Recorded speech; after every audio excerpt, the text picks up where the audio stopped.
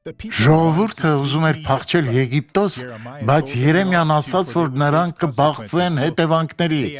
Այսպիսով նրանք խնդրեցին Երեմիային աղոթել Աստծուց պատասխան ստանալու համար, անկախ նրանից, թե պատասխանը ինչ կլիներ։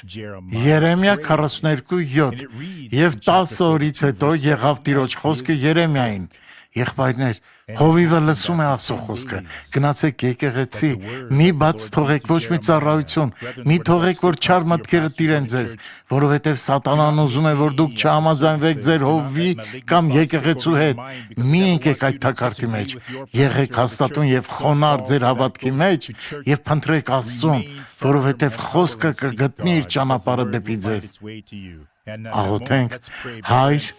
ես օրհնում եմ այս մարդուն եւ կարգադրում եմ սատանային երբեք չդիպչել նրան։ Թող Աստծո խոսքը հասնի այս մարդու սրտին եւ նրանք ուխտ կապեն քեզ հետ։ Հիսուսի անունով օրհնված եղիր, ապրիր ուրախությամբ։